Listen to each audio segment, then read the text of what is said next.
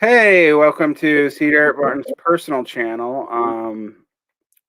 And I'm talking to my friend Mark from Alabama. Um, we will leave your specific location undisclosed. Fair. And we're going to talk today about an interview I did with Colin Drum, where you had some responses, and also I think we're going to talk about the general state of the economy because there's been a lot of predictions and all of them have been slightly wrong. It has neither been apocalyptic nor has it been some kind of weird V-shaped recovery or anything. I don't know why anyone thought that, but even Democrats were afraid of that for 5 minutes because I don't know. And I heard leftists, I have to put everything in quotation marks these days, say something similar too. So, As regarding the shape of the recovery, Michael Roberts has his reverse square root, which I think, is close. It's the closest that anyone's come as far as predicting the recovery. right. Now his reverse square root is based off what? Just so you explain I'm a Marxist economic nerd, but most people are not. So I think that what his prediction is basically that after the initial slump, we would have some recovery, but it wouldn't be a full recovery for quite some time. So it would kind of take on that, square root, reverse square root shape. Instead of the V-shaped. Basically, it just doesn't come all the way back up. We weren't going to fully recover. Which has been a trend actually now for about I'd say a decade and a half, right? Like, and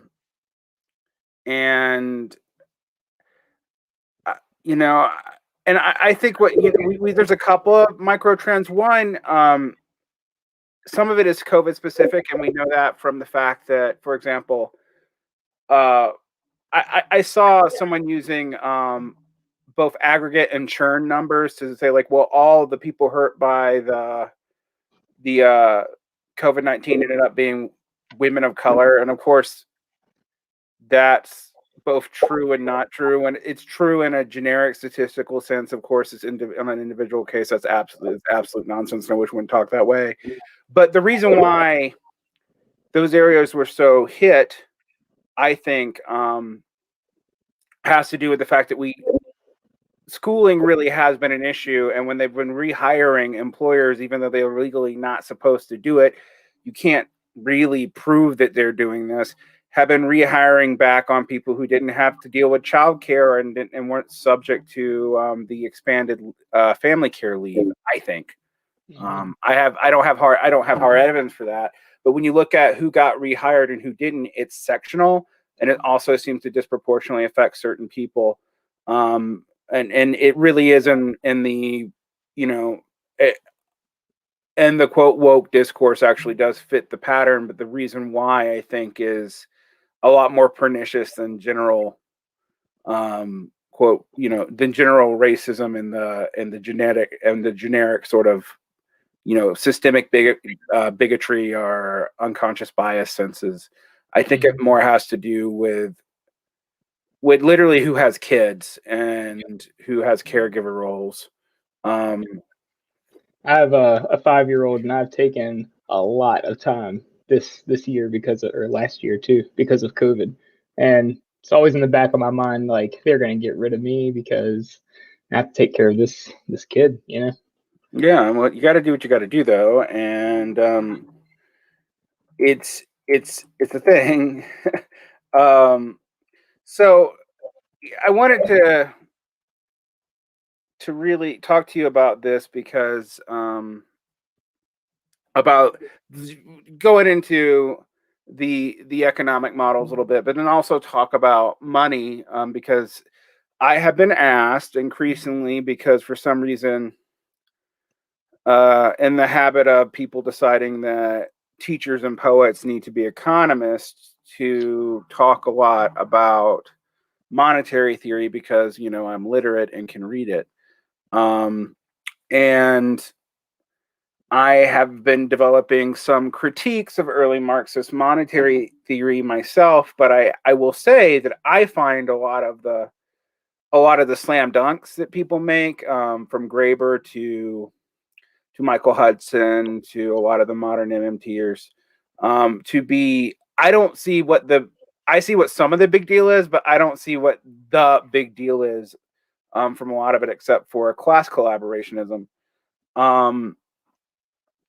Now, what I will say though is, it seems to me right now, that we do have to deal with money as a non-neutral instrument. So the idea that it does not have a class function, it is just a fetish of exchange. It's actually unclear if Marx thinks that, to me, actually, that money doesn't have a class function, but it does seem that way in Capital Volume 1. And Capital Volume 2 and 3, it's a little bit more tricky. Yeah. So I wanted to talk to you maybe about what you thought about that interview, because you were coming to me about it, but also, maybe we can draw some conclusions about where people are going right now in regards to, well, what do you think? Like, coming goes right now in regards to like public policy and whatnot, because it seems like a lot of people think we're going to have a lot of leverage coming soon with politicians that I just don't see as there. Yeah. I mean, as far as the interview went, I really enjoyed it. I didn't expect to enjoy it. I've heard Colin's name a few times, and I didn't know what to expect going in, other than the fact that I knew that he had previously sort of abandoned Marx, and I had my own preconceived notions about that. But he brought up a lot of really interesting points and a lot of fair points. I was happy that when you were talking about barter and the barter myth, how it was mentioned that Marx really only talked about barter occurring on the outskirts and the edges of the different societies, and not necessarily within them. Right. I mean, he does talk, just to be completely fair, he does talk about it in Volume 1. It looks like it's endogenous just to general exchange. But by the time you get to Volume 3, it's pretty clear that there's some of that going on. I mean, an acquaintance of mine from Twitter, who I have to debate, actually has pointed out there are some passages in Volume 3 where he goes back, when it makes it sound like exchange is endemic. My only defense about that is just remember that Volume 2 and Volume 3, while they're more important, were also never completed, and they weren't reconciled with themselves. If you read Fred Mosley's philological work, I actually told you to read something different by Fred Mosley, so I don't want to confuse you. But if you read Fred Mosley's philological work, you can see that like the idea that Engels would like botch Volumes 2 and 3 is not true. He only removed some equations that he didn't think were mathematically sound. Admittedly, those equations are kind of important, but if you're actually trying to calculate stuff off of Capital Volume 3, but like that's the big changes that are made, at least from Mosley's and I haven't gone through the two massive German repositories of critical editions to say anything about like what versions of what is the more legitimate version. And if it matters, I mean, that's like a lifelong development, right? But I do think it is unclear. I think Marx intuitively got some of the stuff about exchange, because I'd always read Volume 1 and then like knew about primitive communism, and I'm like, well, then how would this ever have occurred with primitive, and that leads you to the theories of Rosa Luxemburg and like Henrik Grossman's corrections of that, and Pollock and all these Frankfurt School economists who argue with that, and Sweezy later on. We can go through this whole history here, but I think interestingly, these anthropological history of money economists, which do seem to be more copacetic to MMT, although Michael Hudson, who we mentioned a lot, is not popular in either the left form of MMT nor the sort of normie progressive form of MMT around like Stephanie Kelton. And I think it's because Hudson does think that imperialism is part of the monetary structure and you can't just wave it away. Mm-hmm. So all that said, what do you make of all this? I mean, I feel like I'm speaking for you, and I just, this is not so much an interview as just us talking, but right. What do you make of all this? That's a really good question. I'm not sure that I know where to start of making much of it. To be fair, I'm a geologist by training. I'm not an economist or a historian, and I like to read this stuff as a amateur. But I felt like there were Well, it just makes you some feel better. Like Colin's a history person, not right. not an economist either. I mean, what he's dealing with more is a history of economics and anthropology more than. I mean, this kind of gets though to another problem we all have, right? I mean, you're caveating this for saying you're a geologist. I mean, you're a geologist, and like most, you know how rare it is for people in Marxism or and heterodox economy in general to actually work within their field when they're doing economic work. It's actually really, really rare. Right. I mean, like David Harvey's not a historian, nor is he an economist. He's a geographer. Yep. That's that's what came to mind when you were like geologist. I'm like, well, geographers have been writing about Marxist economy as if they knew anything. And like me and people like Julian Barnes and a lot of the people in communization theory, we're poets by training. Like, so in some ways we're necessarily working outside of our field. That's not always bad. I mean, like, I don't want to out her, but my partner is a science writer, but she's a poet by training too. Wow. I mean, people work outside of their field all the time. But there is a sense in which having the necessary expertise to comment on this is actually beyond anybody. Because, for example, on this Hudson stuff, you can know the economics, but you have to also be a specialist in like ancient Near Eastern political economy. And how many of those are around? Like, well, yeah, related to that, I was impressed with Drum's, encyclopedic knowledge of English history and how it related to money and these economies. But I did think it was.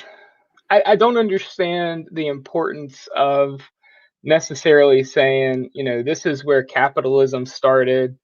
Capitalism was here back then, so that might give Marx some trouble with his analysis, blah, blah, blah, because I guess I could see situations to where in pre-capitalist societies there would still be capital and money, and those they would still have, big impacts on how those societies might function, even if there is, a monarch. well, I would say one is the idea that the bourgeois republic and capitalism are exactly the same thing is a little iffy at best. But Yeah, I would agree. two, maybe even more important, is that when you're trying to periodize, big social movements, it's actually quite hard to do. Yeah. And Marx wasn't the first person to try it. I mean, his schema, for example, pretty much does come from like classical political economy. It comes from Smith and Ricardo, and arguments around the physiocrats and this and the other. As I'm reading Theories of Surplus Value, I'm starting to realize that Marx was a genius. Don't get me wrong, but I thought that he came up with a bunch of this stuff, and He really No, pieced it together. he was piecing it together and critiquing it by putting it together. I mean, like again, you want to talk about people writing outside their field. Economics as a field didn't really exist yet. There wasn't people trained, or wasn't that many people trained to be economists. And two, in the case of Marx's specialization prior to his political injunctions was like Hegelian philosophy as applied to Epicurus and the theory of the atom. Like that's what he was working on before he gave up on becoming a professor. Wow. And I actually recently had a manuscript submitted to me. I can't talk about it, but like went into some of this, and I was impressed. Unfortunately, Zero is a popular press, so I don't think we can publish it. But I was impressed because I was like, oh, someone's actually picking this up.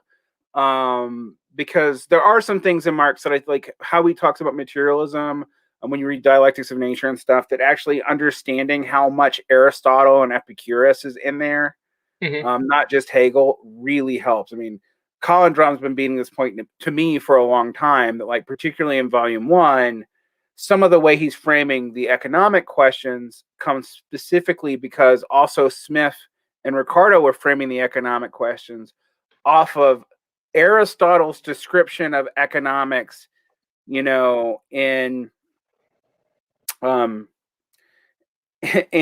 in the philosophical work when Aristotle's trying to figure out, like, why does anyone trade? It doesn't make sense. Like, if you're trading like to like, why would anyone do it? There's no motivator for anyone to be like, that is the question which that actually kind of starts it all off. And I mean, Drum's right. Like, you just have to see Thucydides to talk about how, like, well, Aristotle's not looking at everything. So there is this sort of like Aristotelian categories read through Hegelian categories that Marx is trying to move beyond, but it's still there. And I do think we don't have those assumptions. We don't know them. And then when you read something like Theories of Surplus Value and realize, oh, Ricardo, the physiocrats, all this stuff was already there. I mean, one of the big things about that people miss about Smith is really concerned about rentier economies, which we should be worried about, because it's like if anyone's paying attention to how the consumer economy is going, we're all of a sudden shifting to rent models like everywhere, including stuff like socks. Like like commodities are being sold as rent subscriptions. And I don't totally buy the whole capitalism evolving into neo-feudalism, but there is a sense in which the current rentier models that we have for our economy, that's been increasingly dominating the consumer economy, is analogical to the rent systems of late medieval manorial society. I'm going to say manorial societies because feudalism, like the history people get all pissy. But manorial societies, right? So why does this matter? Well, to get, I have a weird way of going around everything when we talk about this stuff. I think it matters because we're seeing shifts in capitalism, and right now I'm pretty hesitant for stuff like I am a big fan of Henrik Grossman. I am. But I'm very skeptical of anyone who's like, well, capitalism's coming to an end because it has to, and no one did anything. Because there are other societies that run through cycles. They don't necessarily turn into anything else. Right. Like you can devolve in a bunch of different ways. So, if Marxism is dependent on this sort of clear argument by necessary teleology, like this necessarily has to become this, I think we become, I just think it's wrong. Like, and I don't think, I for one think Marx isn't consistent on that, but sometimes he does sound like he thinks it's necessary. Other times when you read him, it does seem like people have to actually do things, like certain things have to happen. So I mean, I think that if I'm understanding you, you have Marx's tendency of the rate of profit to fall, which is as a function of the increasing productivity of labor in a society, causing a drop in labor inputs and compared to like constant capital inputs, I guess. And that does drag capitalism to a halt, but like you said a bunch, there seem to be ways that capital can overcome it and move beyond those limits. But then also there's the political question, which seems to be best illustrated during those times of crisis in which a working class could, potentially overcome capital. So I mean, I think that those two things have to sort of work together. I do think that capitalism tends towards this, self-destruction.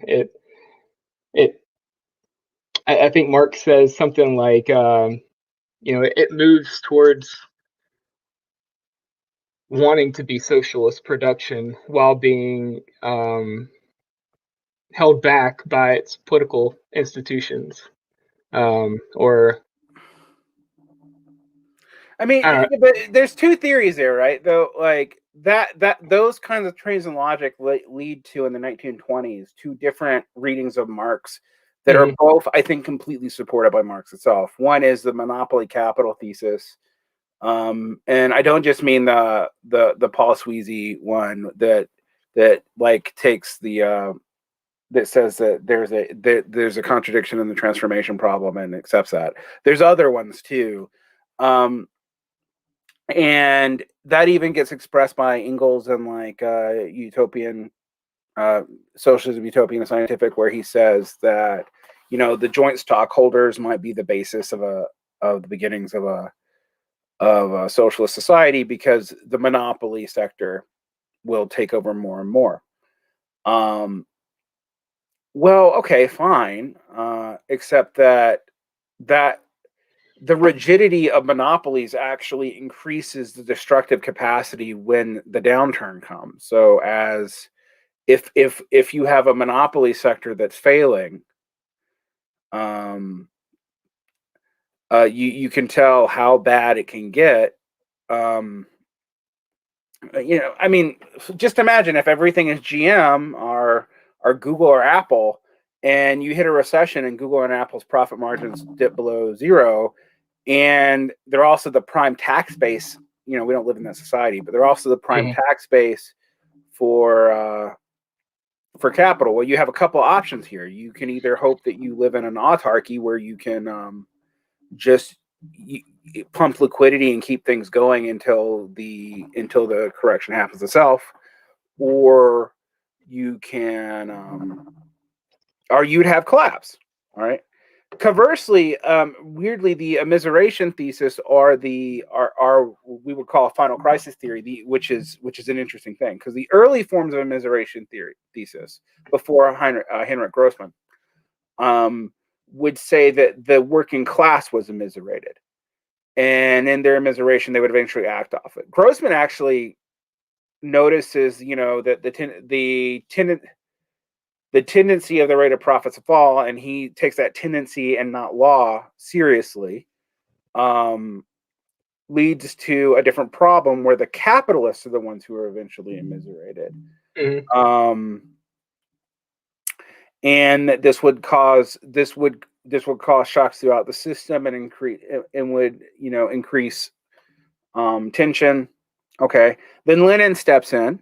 Now Lenin steps in before Grossman writes. So when I say Lenin steps in, though, Lenin was already kind of navigating between this immiseration theory and this financial capital, monopoly capital theory. And he takes a bunch of different theories, including some non-Marxist ones, combines them into imperialism and maps onto that. And that holds in the very beginning of the 20th century, that you see these profit margins seemingly decline. You see inflation go up, and you see this being handled by trying to find external markets where you can accumulate really quickly and go through like early capital accumulation phases, but suck the suck the material wealth in into the core, and this will offset the tendency, and this is easy to do because you also have a tendency towards monopolies, and so the state can act with these monopolies in this way. I mean, like that, like Lenin actually is trying to like split, he's almost trying to split the baby. And I think people miss that when they read imperialism because they think it's mostly a geopolitical text, which it is, but it's trying to explain how you can reconcile these two theories. The problem that you get, though, is by World War II, that doesn't seem to be true anymore. And when you like read like Kalarkowski's ultra imperialism, which was utterly wrong at the time, but like the imperialist states won't really risk direct war with each other because it's too damaging to the profit margin, blah blah blah blah. You'll only have these outs. Like, sorry, that sounds like a description of now way more than Lenin's imperialism did. Although who knows? And the reason why I bring this up in the conversation with Colin Drum is this is why the periodization, both within periodizing capital and whatnot, matters. Because if you don't know what early capitalism looks like, you only know capitalism in its like industrial manifestation in the 19th century, or maybe it's agrarian, when it took over society, when I'm giving, it's even so hard to talk about, right? Because we give it agency and it doesn't really happen. When it emerges, in a couple of places in Europe, most likely and most clearly in England, I think. We can argue about other places that might be earlier, but where you see all the things you need for capitalist production to exist. But if you've had those things, if they've existed in some way on the margins of society, in monasteries or whatever, it means it means how we think the shifts happen may not be clear. Now, I don't know that it actually matters that much, for like Marxist grand theory of history, but it might matter when you're trying to figure out, like, is Marx a stagist? Does he think that things are automatically going to go one way? Do you have to follow, I mean, clearly late Marx doesn't. There are letters that make that abundantly clear. His stuff about the Russian mirror and all that, it didn't come to pass. It never happened. But like, he did think there were other ways to develop, but he doesn't talk about them much. And he doesn't seem to really think about them all that much until the end of his life. And unfortunately, it's also in a period that I like to call his Thomas Aquinas period. So where Marx was basically like writing pissy letters to Engels and doing journalism and like playing around with mathematical manuscripts that everyone kind of agrees don't make sense, and not doing any major work, like particularly after the International. You get the feeling that I'm reading a couple biographies of Marx. Maybe they'll have some journals or something that'll explain this to me better. But that maybe Marx was a little bit more black-pilled about how the International went than it's normally read. Because his stance towards the SPD is kind of like this: like, I'm part of it, and Lassalle's a hero of the working people, but also my people don't join that until Lassalle is dead. Like, and your programs are crap, and you don't understand my point. Like, right. That's kind of the idea I got. I've read a bunch of his letters and a couple of collected works I have, and it's obvious that he wasn't very happy with how everything had turned out. But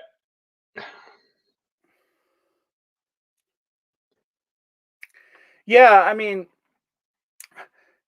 he's always talking about how each iteration is more conservative than the last. So we always think of the International as the high point, but he was talking about how like the 1848ers were actually way more radical than the International, et cetera and so forth. Now, I often, that could be nostalgia because sometimes I'm like, yeah, that stuff we did in the 90s was a lot better than the stuff we did today.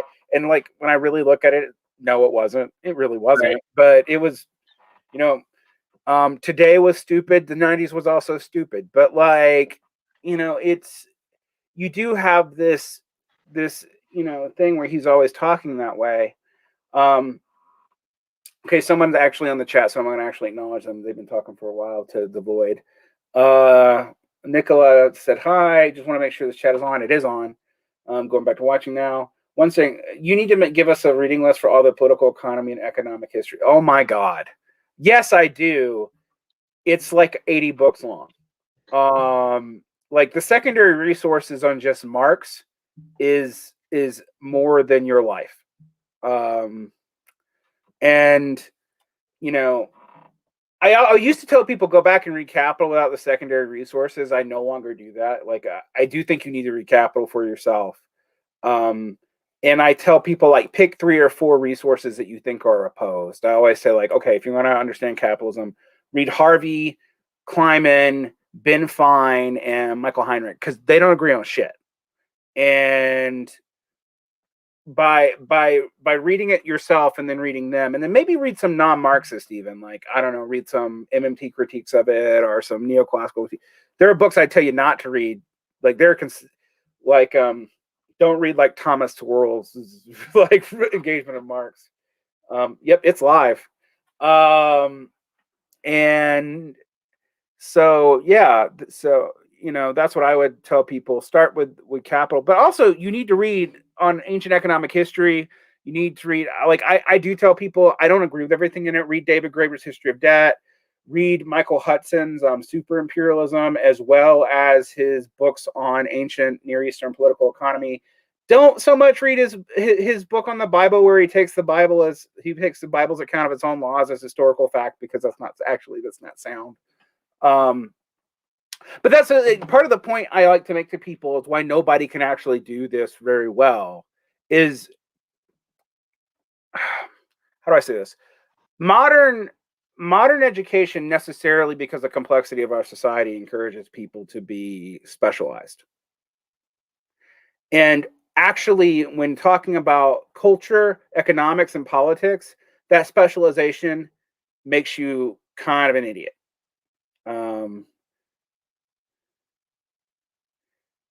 Yeah, I would love for people just to read Capital. I actually, primary sources, unless you read German, I actually think are the best way to start. I never tell people to read Althusser's companion, because but or Jameson's. But if you say just read Capital, I often think that's not. I've known people to just read Capital and go off the rockers with they'll start reading it as poetry or this, that, and the other. It's it's like if I tell people to just read Darwin.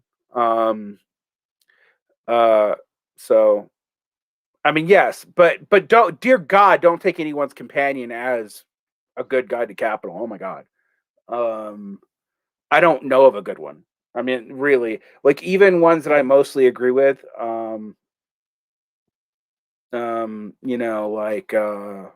I actually, our personal animosity side, I might go into this.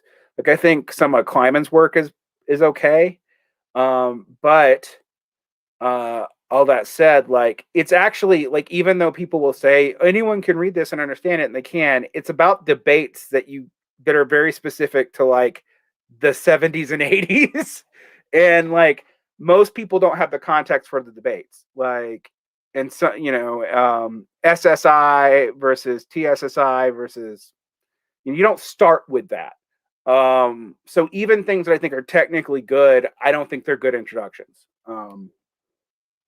That really applies kind of to all of Marxism. I mean, it seems like every book I've read is the continuation of some discussion I'm absolutely unfamiliar with, and I'm having to catch up with why they're even debating this idea, even if it is important.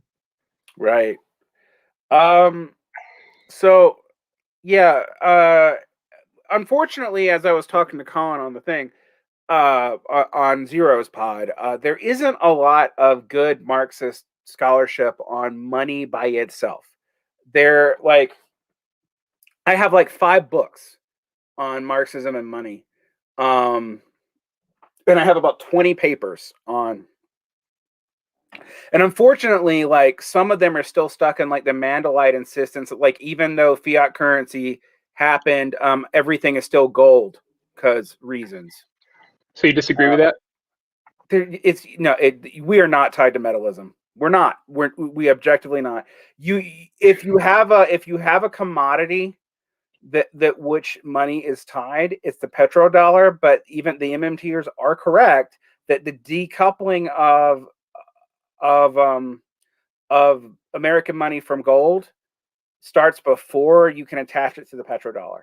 Mm-hmm. So, I disagree with that. I don't think. My question to that is, say we had a major financial crisis, the banks went under, the dollar was useless as far as exchange goes.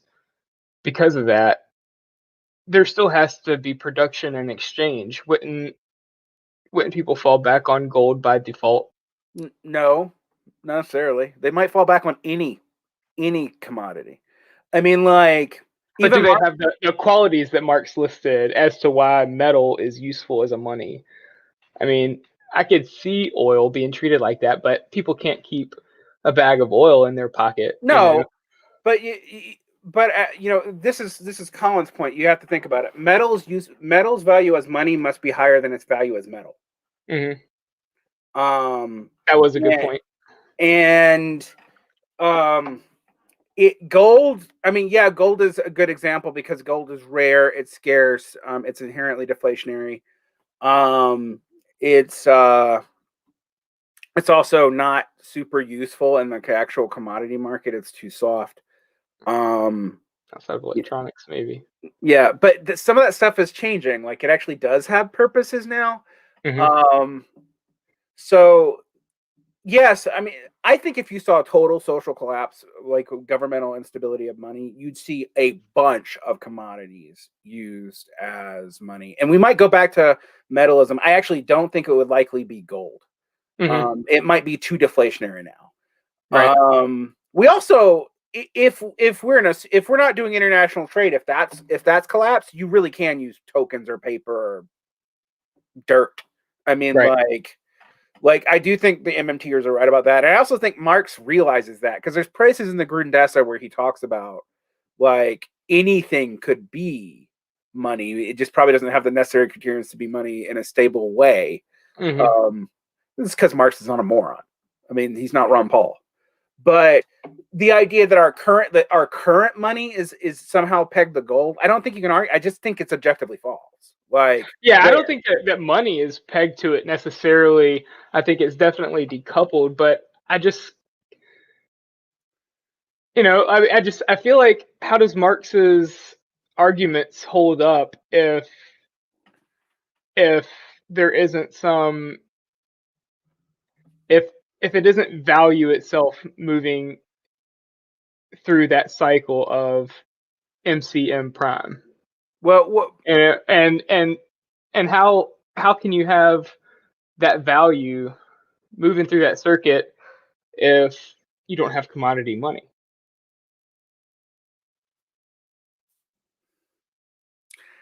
The question I think we have to ask is, what is any money's relationship? Because even MMT, for example, which is not, no one argues is commodity money, right? Mm-hmm. That there is still a relationship to production commodity.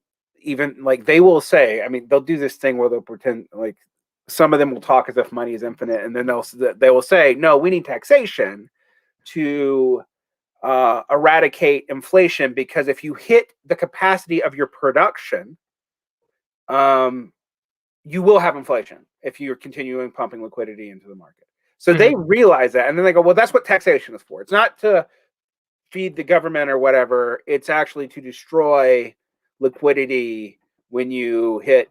And I think in an imperial economy that may be true. I actually don't know that I think that's true in areas that the state isn't powerful enough to compel a whole lot of production and labor.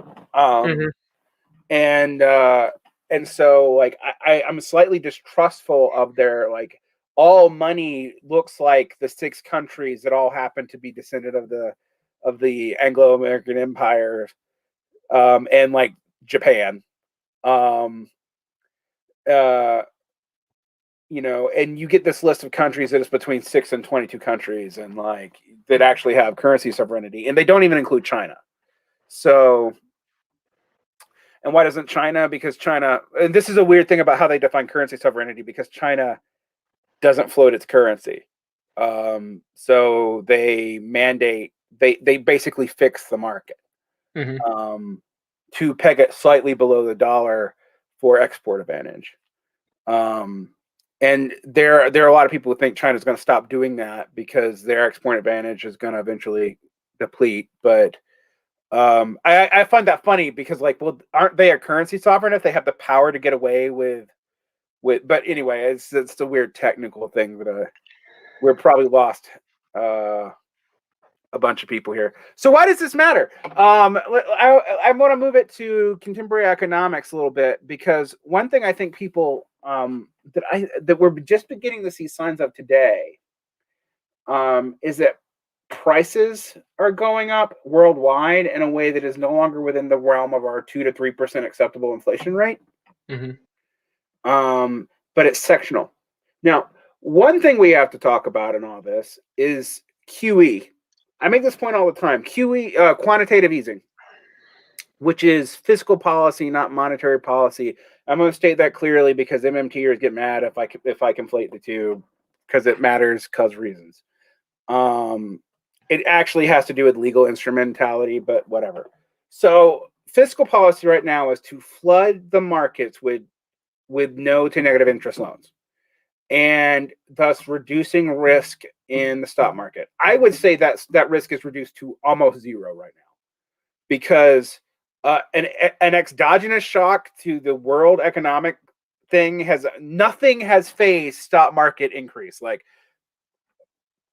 the Freedom Fry Corps last week, stock market went up. COVID gets worse or bad, stock market goes up. Vaccines happen, stock market goes up. That's because quantitative easing is functionally removed all risk in the stock market. And it also means that you have asset capture.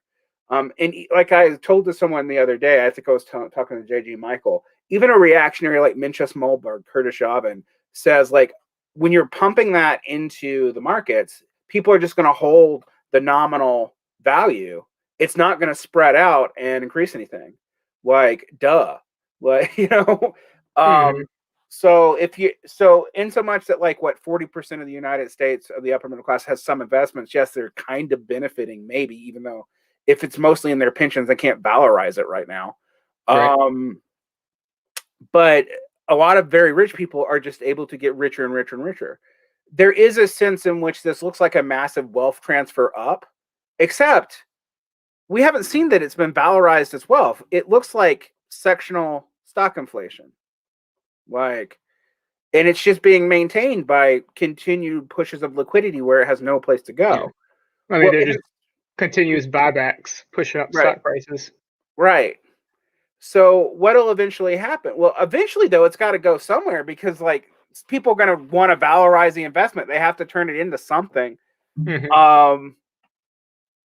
That's going to probably now go to other investments such as housing, right? So you would think that a national economic crisis where you might have massive homelessness as soon as you start seeing these, eviction moratoriums released, because no one's going to, you still owe the back rent in almost all places. You would think that would lead to deflationary, but also because we don't have, like, there's not a lot of housing stock, admittedly, but, like, you think that lead to negative pressures on the market to drop prices, and it's not. Why? You can figure it out. I don't have to tell you. Maybe I do have to tell you. Maybe. These houses are being bought as investment properties. Right. You don't need people in them at that point. It's now future speculation. So even though you might have a max exodus of people in California, businesses can come in and buy housing stocks for renting, for whatever, and sure up the housing market prices, at least temporarily. I don't know how long that can last, but, like, I think we're seeing it, because in areas where you would also have normally seen housing like prices drop, you're not seeing it. No. So there's No. that, and then there's the cost of food actually going up. So again, Hasn't all of this really been conscious on the part of the short-term conscious, yeah. The keeping food prices up was, by deliberately destroying stock and production. The deliberate capital destruction. Yes, that was, and people don't realize this, but it's been part of American food policy to do that even indirectly forever. I mean, the reason why, I remember in the aughts, this is actually one of the things weirdly that made me a Marxist, studying corn syrup and going like, oh, the government's artificially inflating currently, like buying corn to make all these products to keep the price of corn up because it just happened to be the primary thing at the time the farm bill was set up or whatever. And now we have all these weird products with bad side effects because of it.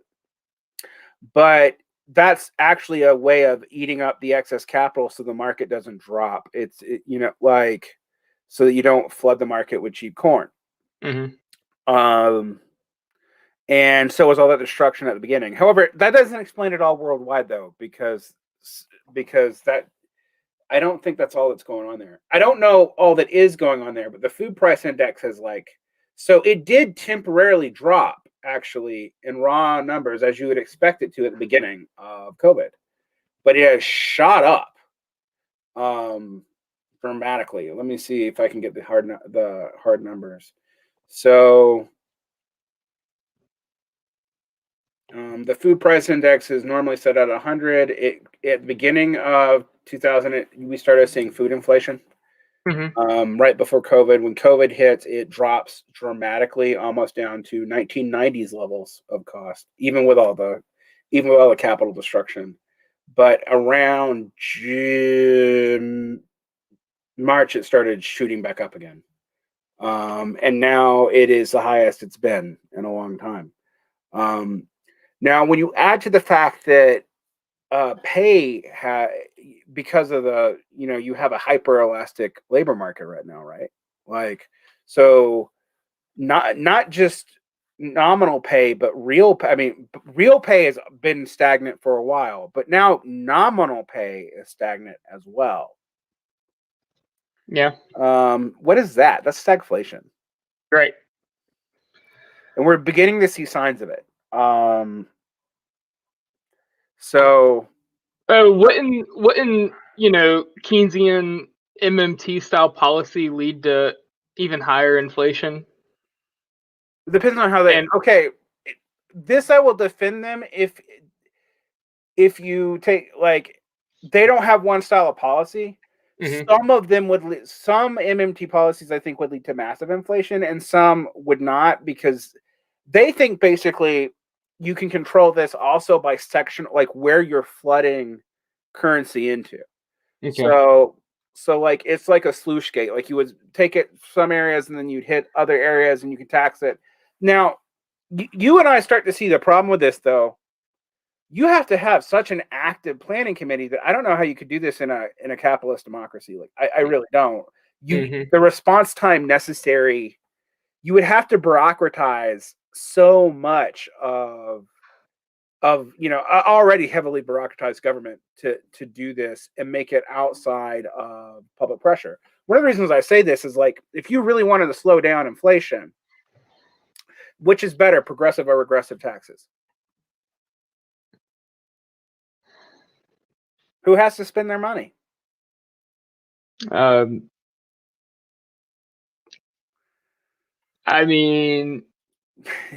would guess that a regressive tax would be a little bit more. It would be more efficient. Yeah, more efficient. If you got to slow down general economic inflation, you got to slow the speed down. If you think of liquidity as speed, and they do, it needs to be regressive taxes. Right. It needs to, sales taxes, not income tax. Progressive income tax and stuff aren't going to help that much. No. Speaking of liquidity, that's one thing that I didn't understand that Colin was talking about. If I remember correctly, he said basically liquidity isn't something that we can take for granted if we were capitalists, and thus Marx is wrong about the market in some way. That am I remembering that correctly? Okay, so you are understanding that a little bit, but liquidity. What he says is liquidity isn't something we can take for granted because someone physically has to set up a market for exchange, and there's got to be someone there doing that, and that means someone has to set up a literal place with a literal person who can take one price and valorize it for another.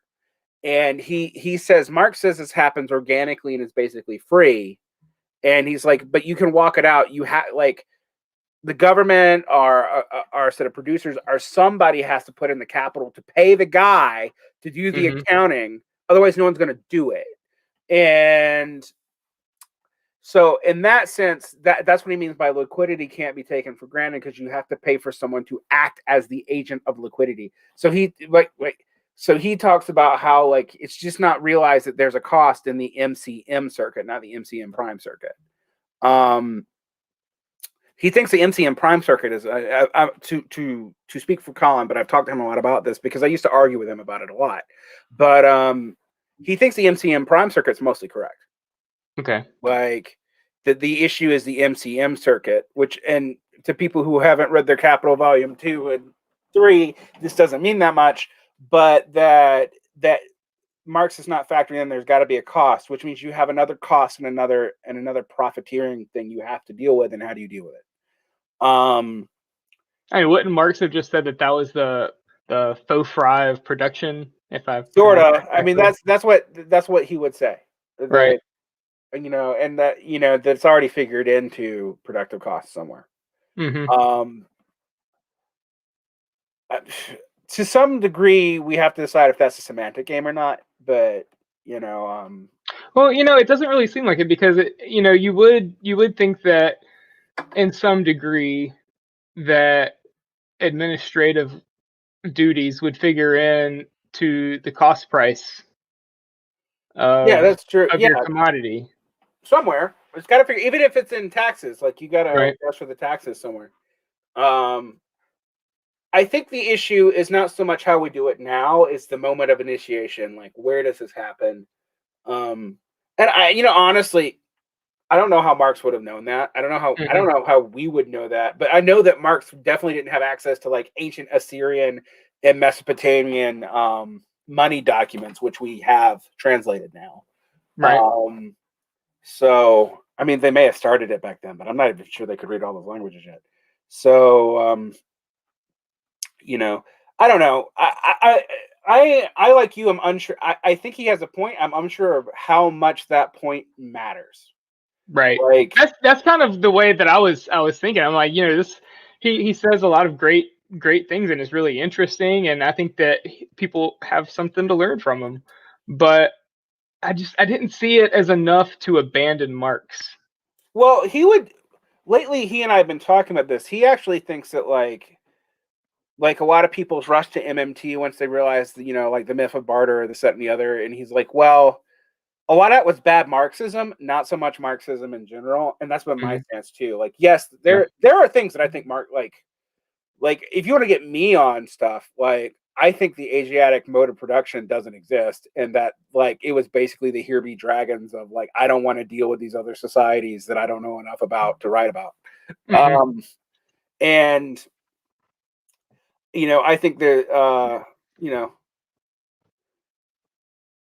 well, Nico actually asked, did he need archaeology? Yes, he needed archaeology, but it was a logical account. So here's another thing. We have to, and Marx is maddening about this. The imminent critique that comes out of a Hegelian philosophy means that you don't ever state your axioms ahead of time. And so like, it's hard to know when Marx is making a positive argument and he actually believes what he's saying, and when he's just operating off of like, okay, if I assume your logical correlates, here's what this means. And I think that imminent critique is super important because walking people through the actual implications of their own sets of beliefs, there's often hidden stuff like all over the place. But Marx doesn't just do that. And sometimes it's very hard for me to know, like, is the critique of a Goethe program the blueprint of how to build a more Marxist socialist program? or is it just an immanent critique? Because if you believe it's just an immanent critique, for example, then stuff like the many stages of bourgeois production, you still need some elements of it in the future, which I think there are hints at actually in Capital Volume 2 being true too, and become real. But if you think it's an immanent critique, you can actually go, well, we just need to abolish the value form immediately, because he's just operating within this framework of critiquing Lassalleanism. And I don't know. I mean, I don't know what to make of all that. My increasing philological and hermeneutics is read Marx in the context of who he's arguing with. So, I know a lot of the confusion about what dictatorship of the proletariat is doesn't totally get solved by this, for example. And this is not economic, but if Hal Draper's walking through is the way he was using it to kind of wrest it away from Blanque's concepts around make it a lot clearer to me what he's doing in ways that otherwise he seems inconsistent and weird, because sometimes it's a class dictatorship and sometimes it's sometimes the class dictatorship is just the norm and sometimes it's a suspension of norms. And when you realize he's in a debate with Blanqueus in the First International, all of a sudden, he's trying to wrest away our concept and make you think about it differently. He's not just positing it as its own positive concept. And that's a lot of, a lot of the things that we attribute to Marx are actually like him saying, if we believe in this principle, for example, for each according to their own ability to each their own need, that's not Marx. I forget who that is. Kind of in the Bible. Yeah. I think it's actually Louis Blanc who articulates it that way first. But I've seen a bunch of different people it attributed to. But all he's saying is if we believe that, then these are the things we have to deal with. Louis Blanc was the bad socialist in the French Revolution, right? Yeah, the bad one. Yeah. The one that Marx was always talking, like him and Proudhon are the people that Marx is talking the most shit about. Mm-hmm. For a long time, I didn't distinguish between Louis Blanc and Blanqui, and that's kind of embarrassing. Yeah, Nico's right, though. We do have examples of Marx actually doing historical analysis, like of the privileged correlation and Civil War in France. And the sections on money don't read like that. They don't read like that to me either. But I will say, I'm going to be a little bit. Some of his historical analysis is pure is like him trying to do pure historical analysis, and some of it is polemical, such as the Brumaire. Yes, there's a theory of history in the Brumaire, but it's also, it's a polemical text. It's hard to know how theoretical he's actually being.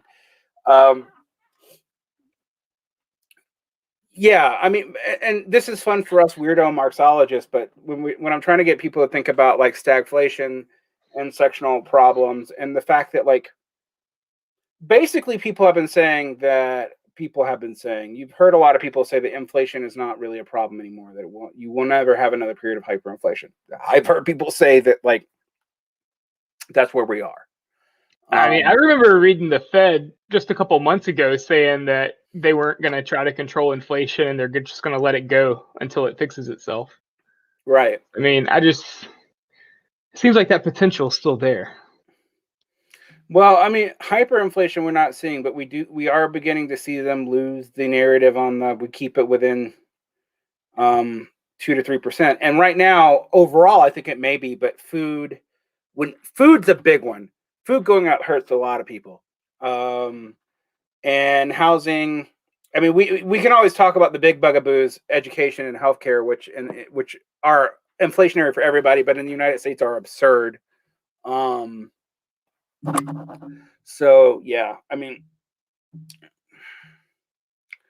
and I also think a lot of this is hidden by the fact that we're moving to rent models. Across there's so much moving to rent models. People don't seem to have a lot of faith in producing an item and getting paid for that item right now. They just don't. Some of that is the means of, some of that is the technology has made reproduction. I actually think the internet, more than a lot of other things, proves that there's some baseline truth to labor theory of value. People get really confused by how I say that, but I'm like, it's free to reproduce stuff, a lot of stuff. And so the only way to make money out of it is paywalls. It's paywalls. And it has weird social effects. I mean, I do think the Freedom Fly Corps and all your boomer uncles being crazy and dangerous is actually somewhat of a result of these rent models. Mm-hmm. So, like I keep on telling people, you can't separate out culture, economics, and politics. Not really. Like, yeah, I mean, Collins on that too. You can't separate these things out. Like, yes, in bourgeois society, there's always going to be an appearance of the separation of the economic and political, necessarily. But it's an appearance. Mm-hmm. It's not like so much of like your ownership of stuff in capitalist society is a product of law. Like, Mm-hmm. that's why I've never like taken ANCAP seriously, because like, oh, you're gonna have law to protect property, but like no state. Good luck. How much is China and India as opposed to the West? I don't know about rentier models in China and India. What I can tell you is that their their GDP, which is somewhat fake anyway. I mean, like GDP is kind of a monetary instrument, but their GDP has been dropping for a while. How realistic that is, I remember when people in the late aughts and early aught teens would say stuff like, "Oh, if China's GDP drops behind 5%, they'll overthrow the communist government." It's not been above 5% in a long time, like in like 7 or 8 years, which is still like way more than America's done. But like if you look at when people do that, they're not looking at where you are in a historical development cycle. And like if you look at early historical development and like American capitalism, we had GDP growth of obscene amounts too during the initial valorization. There is kind of a heroic periodization of capital that all societies go. You see this also in the Soviet Union, which people like it. Soviets more productive than the West. And I'm like, yeah, but they're also piggybacking off of it. And when they hit a wall, they hit a wall, and they hit it hard. Like they went from having something, I don't even know how you measure the Soviet Union GDP growth, but let's assume you can, something that looked like 10 to 11%, GDP, the way I've seen it stated, to something like 1 or less. Like it was just like, bam, we hit the industrial capacity wall. And by Brezhnev, you have a real problem. And so you think about it, like it makes sense, right? During war communism, like the USSR was like even caloric intake was like down to like just above starvation levels, because so much was get reinvested back in the capital, and it was such an inefficient input system that like no one could even figure out where stuff was going, particularly because there was every incentive to lie to make quota. So yeah. Well, with this move to a rent economy, you mentioned that even socks are Yeah, I being was joking, but subjected. It's real, like MeUndies, like it's a subscription service. So in that particular situation, like that pair of socks, is it? I mean, I guess it would still be a commodity because it is it is a produced for commodity. exchange. So But what? like, it's not trading at its value, but Well, for a rent, right? it's Or trading at a, so what the rent there is kind of operating like interest. So if the rent ever dipped below its value for too long, they couldn't stay in business, right? Like because you still have a physical commodity going on there. What you are more seeing is you are seeing a stabilization in time, because people don't trust the fluctuations in commodity price from time to time, and they think if they can lock you in at even a slightly lower price, it can stabilize against all these other countervailing tendencies in the economy. I mean, that seems like a major shift in the way that economies it's huge. are being run. It's It's huge. something that Marxists should pay a little bit of attention to. Well, I mean, there was recently that we've already forgotten about it. There was all these accelerationists who were talking about this as a way to have like full luxury communism, because we're already moving to this. I think what it actually was indicating was like markets are becoming volatile. The tendencies and regular daily markets are becoming, and these non-highly financialized markets where you can't play a lot of accounting games, things are becoming too volatile. Libertarians talk about how this is great. It is great for the consumer that all this stuff is dropping prices. You have price fluctuation mostly going down.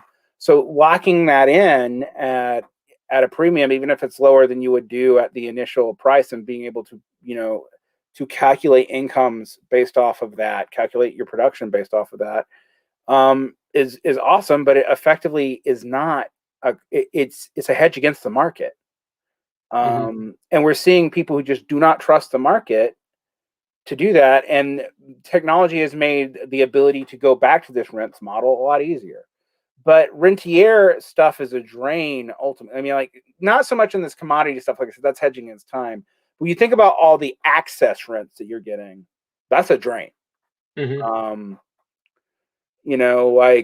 the fact that you don't own anything, so you also cannot valorize anything from these commodities. So you can with stocks, like a stock subscription, but like, okay, you are in all these streaming services. You have no physical commodity to sell. You no longer want your movie access. Well, you don't own those movies at all. So now what? So now you can't decide you don't want the use of this anymore and valorize it on the back end market to get some kind of value from it. You're stuck. So you are now out of. You can only consume. You cannot, second end market anything from, like, and that's great for. That's great. That's what made Bill Gates rich with Windows, right? Right. Yeah, I mean, it's the Windows model. It's great for the people who control access to the market. It's actually bad for producers on margin, and it's not great for consumers either. So, like, you can cut. I mean, they're kind of effectively petty B. So, there's only so much you can care about this, but like, you can cut out, all these bands and stuff who create this and their distribution chains. You cut them down to agreeing to a service where their ability to control their own anything is just, you have to be accessed into these services, or you don't have any access at all. And you can see people. This has been accepted in music because piracy pretty much killed the music industry anyway. But we're now seeing COVID do that to movies, and people are beginning to freak out because what's happening. For example, give you an example of this in just your daily life and political economy of streaming services. AT&T arbitrarily forces Warner Brothers to put its stupid movies on its failing HBO Max platform, which means that it's actually robbing Peter to pay Paul, but at the expense of the producers of the movies, because they don't valorize most of their income from streaming services. They valorize it from the front end economy. And as more and more of that happens, you can see where that's going to go. And you see why they're worried about that. Now, again, that's actually a really marginal section of the economy. But I'm seeing more and more things move to this model. Like, how much of your life is in rents increasingly, and I also would like to see if this is happening in the other two large economies, and by that I mean India and China. I do not. Europe is going to go the same way we do, and also I hate to tell all my European listeners, but you don't matter very much anymore. So sorry. Do you think this move to rents, if it is really just a Western European thing at this moment, do you think it's because of the productivity of labor being so high that normal capitalist production just isn't feasible? Maybe. I mean, but you see, like, this is where I have nightmares, because this is like, oh, maybe we're actually seeing a transition out of anything that we could comparatively call capitalism. It may not exist anymore. Also, we were wrong about what this looks like, and it's awful, and it looks more like feudalism than it does anything else. And what I said this now 8 years ago, as a very early episode, and I said, "Look, Doug," and this is before I'd read Jairus Benergy's like stuff on this, so people will know there is a Marxist who thought this too, not just me. I was reading all this stuff about antique economies and the beginning of the die down of the slave economies and the Roman Empire, and for people who get salaries other than soldiers, like Colin says, the word soldier actually refers to getting paid in a salary. And when it collapsed because of a bunch of stuff, including debasing its own coinage to the point that it undermined the international market outside of the Roman Empire, the manorial system that developed underneath that was rent based, and it was about basic what we would call extraction as opposed to exploitation. You just I'm accumulating. I got means to do it because I either control the law or the guns or I gave you the tools or any of that. And when antique economies failed and they couldn't make that jump into something like we would consider capitalism, that's what they did. And I started getting worried a few years ago when I was watching all these weird ass ANCAP libertarians start making an argument for basically turning capitalism, that capitalism really is feudalism and that it's good, which is nutty. It's not, but I was like, oh, they're kind of building a case for this already.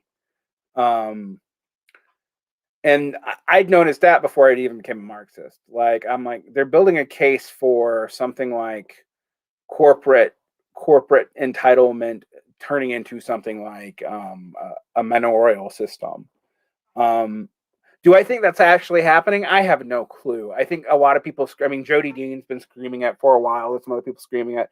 I think that's a little bit too simple, because obviously it still seems like mostly capitalist production going on.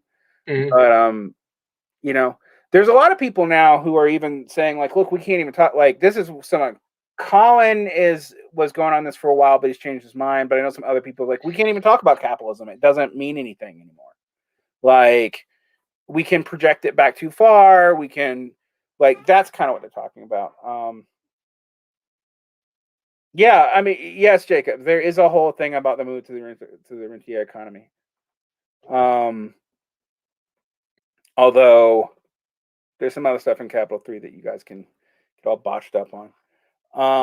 So you know who you are. Yeah, I don't know. I think we're going to see a lot of. I think what you have to see now is who's going to control all this as things sort of spiral. And there's a lot of pressures, both endogenous to capitalism and outside of it, that you have to deal with. The expectations that Smith's Wealth Nation was already that rent would go to zero as manufacturers develop. Yeah, well, yes, yeah, you're right. Read Daniel's comments. Yeah, I am right now. And the rent would come back as an expression in the crisis of bourgeois social relations, the sexuation of production and property. Yes, this is implied in Marx as one of them, as like a way things could develop. It's not great. It's really not. The whole part of Marx's critique of Smith in some ways is saying that like your move out of rentier production will get you back into a rentier economy, right? So I lose sleep over it because I don't see a socialist movement or a workers movement or anything like that to come in and take that over. And I think if you're going to assert it by historical necessity, you have to assert it off of more than just a logical, like a first premise argument. And on that note, I think I got to get back to work. But you got anything you want to say in closing, Mark? No, I enjoyed the talk. I always learn a lot from talking with you and listening to you, and I appreciate it. Yeah, I use you as my baseline for someone who's read Marx, who knows enough to know when someone's misrepresenting Marx, but who does not spend time talking about obscure stuff with people who study like ancient Mesopotamia. Yeah, that's totally fair. Yeah. So that's why I wanted you on today, because I thought some of your points about Colin's point would be interesting, particularly in light of what we're seeing happening economically. And I also wanted to talk a little bit about it because I have had very simplified assumptions in the past, like around 2012 and stuff, and particularly about the petrodollar and stuff like that. And I've been wrong. Like, I thought BRICS was gonna like really. If you'd asked me in 2011, I thought BRICS would have really messed up American hegemony. And now, like, what's BRICS? Like, China and India odds, like, more than China is with even the U.S. So, like, and like Brazil, what's like, so whenever you get too much into the immediate political economy at the time, you're often going to be wrong. And yeah. So, I do think that there could still be a major reshuffling of, I guess, hegemony, if you want to put it that way, as far as the United States goes. I think. Well, it does seem like we're losing our spot. I think we are number 2, and that makes perfect sense, right? I mean, like, if you look at where China is as compared to the U.S. The U.S. bypassed, I think, England, even the entire English Empire in production capacity, I think around 1900. All right. We were in no way a threat to their imperial hegemony, but we were going to be. Now, if we're a model for that, this whole idea that China is just going to be totally anti-U.S., it's not. We're still going to be a major part of their own production cycle. Because, just like Britain was for us for a long time. And still kind of is. I mean, that's why Britain's financialization London's still the capital of world finance for a reason. I mean, so it's not just New York. So yeah, there's a big shift there. I also wonder if there are problems, because I think we have a very rosy projection on China, and I also think there's these like basically xenophobic, like, there's both sinophilia and xenophobia right now, and I don't like either one of them. That think that, like, China's just going to bypass these problems. I think we started seeing China hit problems, and when it hit problems, particularly beginning of COVID, it started like getting really pissy with India and stuff like that, which is stuff you predict for an economy that's slowing down, and its political situation is a little bit more precarious than Xi would like. But it's not going to collapse anytime soon, and that's clearly ridiculous. It's if it's on a capitalist cycle, and I think whatever you think China is still part of the capitalist circuit worldwide. I don't know how it works with that. I mean, like, it produces for export, right? I don't know where, like, I think it's gonna have a slowdown and problems that just because they're not as bad as ours doesn't mean they're not real. Yeah. I think that they can handle it better because of the heavy-handed control over their economy. Right. But, it's still going to affect them. But they still have to produce in the world market, and they can't totally, and they don't even seem that interested in yet in like the kind of raw imperialism. Although I did point out to someone when they were like, well, the US has 800 military bases, and I'm like, well, China only has 4 foreign military bases, right? It does have them. There's only 4 of them. And maybe 8 ports that it can, I think I've read that a couple places, 8 ports that it could potentially turn into impromptu military bases. But in 1900, how many foreign military bases did the US have? Like 2. So I don't know what it's going to do. I'm not saying it's going to follow US patterns. We're in a different world. Right. But I also think like making like one-to-one comparisons and being like, oh, but they're not like, but it's not. China does military development for a reason. Do I think it's going to go off and try to conquer the entire world? No. That's not efficient. Right. But whatever. People watch too many Marvel movies. Yeah. Stank has one point that I want to address, and I'm going to let go. something that bugged me about Drum's arguments. I think he might be overstating the presence of money in antiquity. That's debated. I had a friend of mine who's a specialist who said that he thinks that she thinks that Drum is right about England, but it doesn't hold for like early medieval German principalities and the Holy Roman Empire and stuff like that. I don't know. I do know, for example, that I pointed out to him even in our discussion that like Scotland was not highly monetarized, and that's why like the Jacobite wars and all that were as nasty as they were, because their enclosures and their forced into monetary taxation came really late. I also think that the price, the bidding price and market price doesn't hold true right now. Yeah, well, Sustenko, one thing I have to say is he has a point that the English political economy seems to be a basis of the modern one, like worldwide. But it does seem weird to extrapolate off of the one that's weird. Like like England does actually function differently than everywhere else. And what else did he say?